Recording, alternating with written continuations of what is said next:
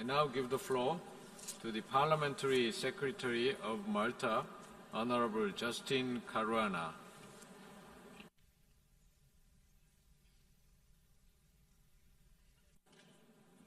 Thank you, Chair. Since the ratification of the UNCRPD and its optional protocol, Malta made huge strides forward in giving a new lease of life to the disability agenda in line with the Paris Principles and the Agenda 2030 Sustainable Development Goals, both of which are fundamental in our legislative framework and commitment towards a fair society for all so that no one is left behind.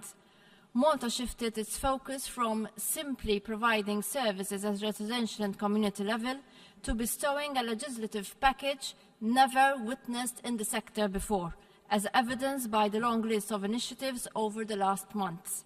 We have proposed new legislation and amended or enacted specific laws to ensure the rights of persons with disability. The principles of equality, equity, and inclusion are embedded in a framework of human rights which guides our way forward, founded on the European Accessibility Act. It is very encouraging to see persons with disability in Malta taking a leading and active role in determining the disability agenda. This has not happened by accident, and in fact, it has been the government's priority to reach out to the grassroots and create the necessary social spaces at consultation and executive levels. For example, we have recently enacted the Persons Within the Autism Spectrum Empowerment Act and the Maltese Sign Language Recognition Act, which both were drawn up in tandem with the stakeholders, family, policymakers, academics, professionals and activists. We went one step further in that both laws embed structures that ensure the sector is led by the people who are closely affected in full conformity with the maxim, "Nothing about us without us." The domino effect we had predicted last year is actually happening.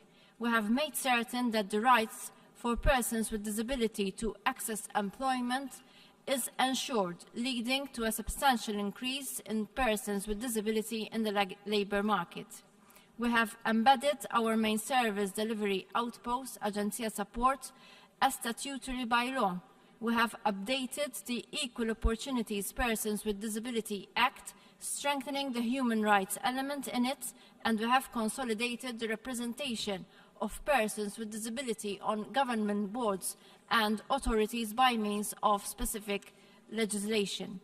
Our newly appointed Commissioner for Disability was given more powers to ensure effective enforcement.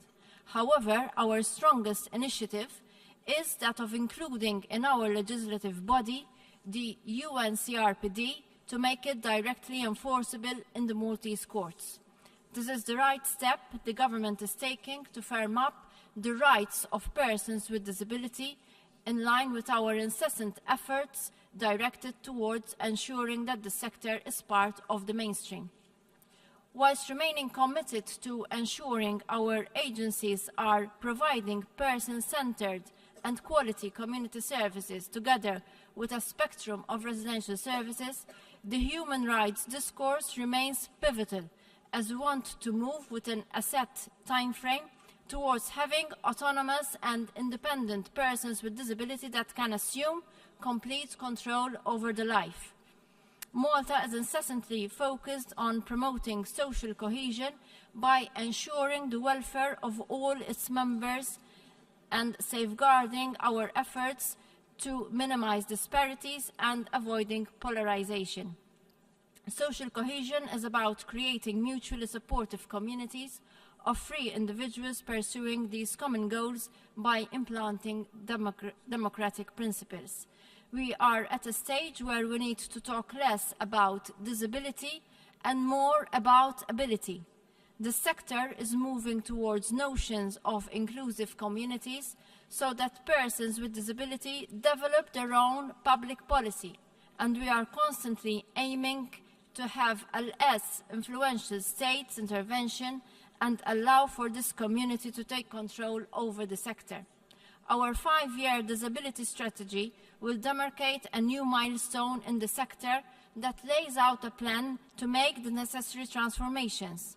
It recommends almost 80 interministerial measures aimed at eradicating poor health, lower levels of participation in education and civil society, lack of training and employment, social exclusion, inaccessibility, bullying, discrimination and poverty, and the promotion of a universal design in its broadest manner possible. We need to guarantee further that we have communities that encourage equity and non-discrimination to ensure that our social structures would guarantee that the necessary changes are in place and closely monitored. The dignity of each person and the recognition of their abilities and their contribution to society is crucial. The freedom of each individual to pursue their own aspiration remains fundamental. The possibility for each person to participate actively as a full member of society is what we are working to establish through our empowerment initiatives. Malta is witnessing a silent revolution in this sector. Our disability policy, principles and strategy measures are the legacy to our social welfare system, ensuring that we do not have persons with disability who are struggling, pleading and beseeching for rights, but we have the organizations and configurations in place, universally designed, that ensure equity and a fair society for all. Thank you.